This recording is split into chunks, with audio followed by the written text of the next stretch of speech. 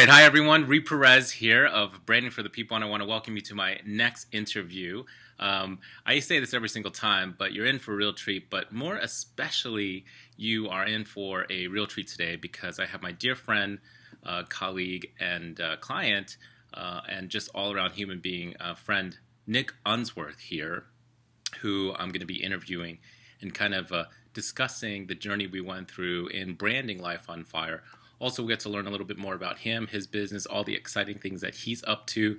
It's been just a little over a year, I believe, since we embarked upon the branding process. So that being said, I usually give sort of these professional introductions.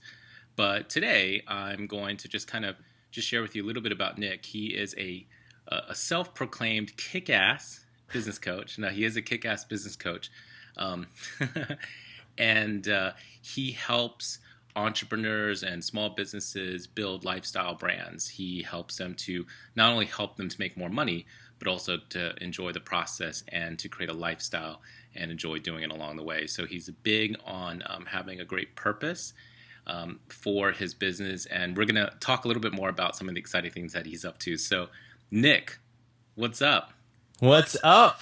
What's going on? I'm just, I had to try to compete with your hair. It's just impossible. You make it absolutely impossible. No competition here. No competition. No, I think you're holding up quite well, Nick. It was good to see you here. I know you're super tight schedule. You have a lot of things going on, so thanks for making some time. Yeah, for sure. Why not, for the people who aren't listening in, for the people who are listening in who aren't that familiar with you, why don't you just tell a little bit more about who you are and how you got to where you got to with Life on Fire? Yeah, absolutely. So, what's crazy is if I sum up my whole background and story, it really is story of, a struggling entrepreneur that all my entire life, all I've wanted is to live the dream. All I've wanted is to have a life that I love.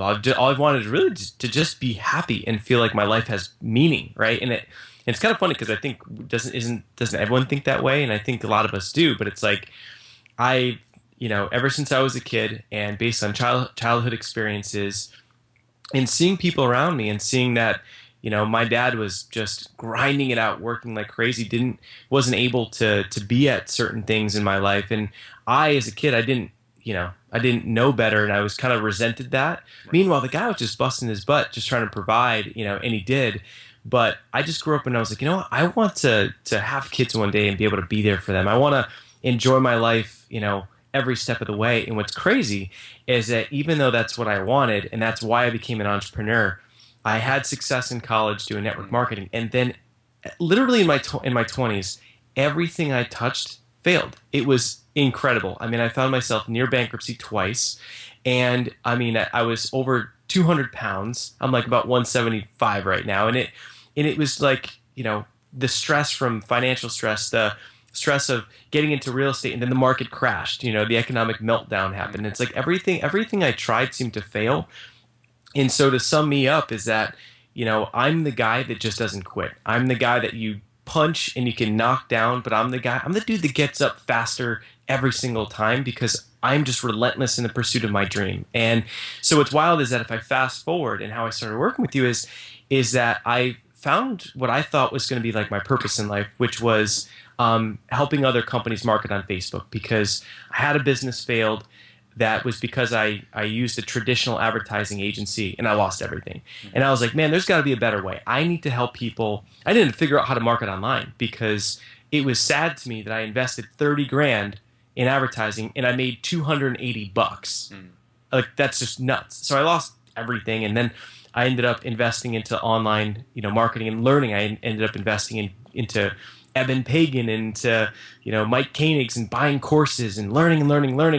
And then I figured it out. And then that became my business. My brand was Nick Unsworth, the Facebook marketing guy. And this was my pre-Perez days, where my brand was literally, I was so broke. It was me taking a selfie, against the wall that I painted blue in my dining room. Sure. And so that business, it was my dream to sell a business by 30. So despite my hardships, I tattooed myself with a cross that had the goal to sell a business by 30. And I somehow, some way, miraculously manifested that, and I did it. Yeah. And so, and I want to share this because it's just so crazy to me that, I was so focused on that goal of selling a business, and I kind of sacrificed my 20s. I mean, I was not really present with friends and family because my number one priority was like building the business and finding my purpose. And I really sacrificed all those years, and they weren't fun years. And so then I finally get this business going, and I'm like, my goal is to sell it.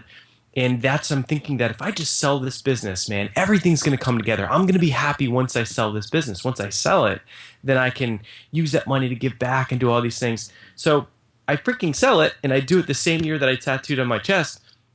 And then I ended up, breaking up with an ex that I dated for 7 years, moving to San Diego. Everything changed, and I get out to San Diego, and I'm still at the same place. And I was on my balcony that's right there, having a beer, should be celebrating. I finally, went from having my grandmother's couch to having like a beautiful Italian leather couch. I bought all this material stuff, and I'm on the balcony, and I'm literally sipping on this beer, and I was like, why does this suck? I mean, I literally cried, and it was one of the most empty moments of my life. And it was like all of this stuff meant nothing. Selling the business really didn't matter. I had some money, but I wasn't happy. And it was at that point where I literally had the aha moment, and it was my rock bottom. Even though financially I was solid, but it was my emotional rock bottom. And I said, from this day forward, I'm going to love what I do for work, because I was trying to do that throughout my 20s, and I was trying to avoid being like someone that was a workaholic, but I was a workaholic. And, it was at that point when I basically hired a business coach. Best decision ever. Second best decision ever. Best decision ever. That business coach recommended me to you. And I'm not joking, man. My biggest asset in this entire company is the brand. Is the name and the brand that you helped me create. So that's where I was, and my shift happened, hired the coach, get in front of, get a meeting with you, and next thing you know, it just, and blossomed and opened up from there. So, wow, what a huge compliment. So thank you. I really appreciate that. And, I would say one of my biggest enjoyments, of course, is obviously working with you and having the honor and pleasure of working with you for sure. So talk to me, though, for those of you, I mean, there's so much we can get into. And, I know you've interviewed with me on your podcast, and we kind of talked about this as well. So you could definitely go check out Life on Fire TV for more information about the journey that we went through. But just real quickly, because you've had a successful business, you sold a business, you understood marketing, why did you decide to go through the branding process in the startup phase of your new business venture? I've goosebumps. I don't know if you can see that. Like, my hair is raising. And the reason's because to take the time, I feel like and now I'm a coach, right? So in seeing so many people that are starting their businesses, and the one thing that most people are missing the mark on is they don't have purpose in their business, and they're doing the wrong thing, and that's why they're struggling, and that's why it's so freaking hard.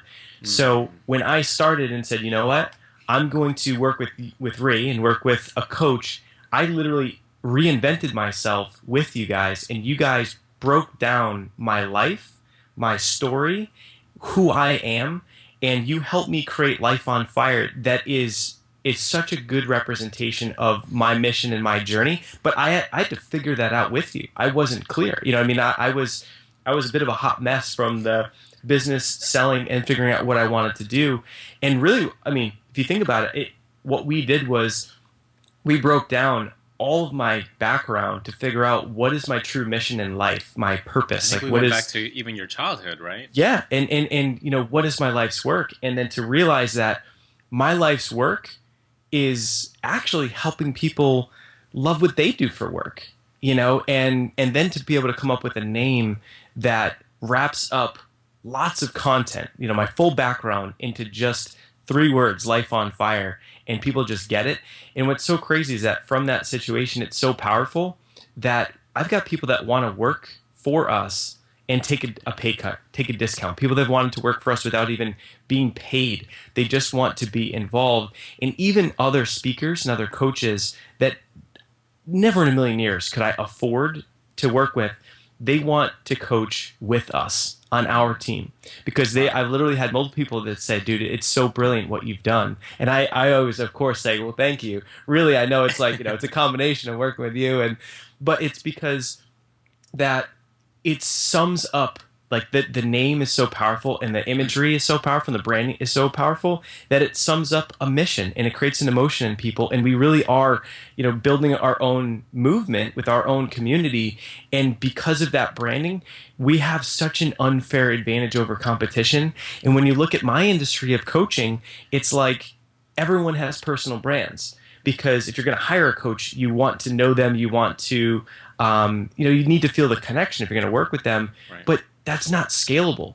That to me is not a life on fire business. If I'm going to be a workaholic and work 900 hours a month, because you can't scale that. Right. And that's the beauty. So with Life on Fire, it's like the way that that's named, the way that it's set up is I can build this out, create content, and I love being a coach, so I want to be involved in there. But the beautiful thing is I'm building up a big asset where I can slide anyone else into coach, and I could be the guy that owns it one day. I could have kids, and I could be a stay-at-home dad eating Fruit Loops 9 to 5, if I want to. Did you say Fruit Loops? Maybe Lucky Charms. That's my favorite. Well, that's an important thing. There's so much gold in what you just said for a lot of entrepreneurs who are building sort of personal brands. And there's nothing wrong with personal brands. There's a lot of successful people who are doing that. And what I love about what you're saying is that there is another pathway where you can actually create a business, a company that's bigger than you. Yeah. For the very point of what you're saying, of scaling the business, having it, being able to build out a team underneath it. And also, I mean, you talked about creating a movement, right? So now the movement isn't about Nick Unsworth. The movement is about creating a life on fire, right? So exactly. that's awesome. Now, you touched upon something that is very near and dear to our process, which is the imagery. Now, in truth, the naming is so challenging, right? That was actually a collaboration effort. It was me, Yeah. I believe it was me, you, Ryan was on the phone, and also Suzanne Evans. Yeah. Who, through that creative process, we came up with Life on Fire. But let's talk about visuals, because, when you talked about the selfie, I mean, listen, that got you to where you needed to get to, Yeah. and there's a place for that. But you decided to go with visuals. Now, talk to us. Now, here's the thing. I get a lot of people who inquire about working with us, and they can either go to like a 99 Designs or, get sort of a designer to create a logo. Again, nothing wrong with that, but there is something that we're doing quite distinct in the branding, in our branding agency. So talk to me about why don't you just share from your point of view the creative process? So it's so interesting because excuse me. I feel like when someone makes a comment about like, oh, I need a logo, right? And I'll never forget. In my head, I was thinking like I just wanted like logo with you, right? And it was like and I didn't realize, but the process that you brought me through was so much bigger. And what you were doing is you were taking me and my company and my business that if I didn't hire you, maybe this is a low 7-figure a year business, and that's where it would be. Maybe it's break $1 million and that's where the business ends up, and maybe you get it over a long period of time to a couple $1 million a year. You took the story and everything and looked at it and said you're going to create a full visual system and a whole identity and something that is way larger, that Life on Fire could be $100 million company one day. If we wanted to go and have a t-shirt line and all these things, like you think about the Life is Good brand, we could go that direction. So you took it and you made it so much bigger. And what's crazy is that it's like, to have the brand, I mean, it's all the little details. It's what you refer to as the visual system. I mean, right. To have, fonts and those things, that kind of in typography, okay, some people might understand that. But with Life on Fire, it's like the black boxes all around things. Like my business card is so unique, in our website. Like we've got all these little details to it. The way that our images look, and the way that our images look, the way that, fonts, colors, all these different pieces that create this brand. And so for me, in my head, I'm thinking more like I just need a good logo, right?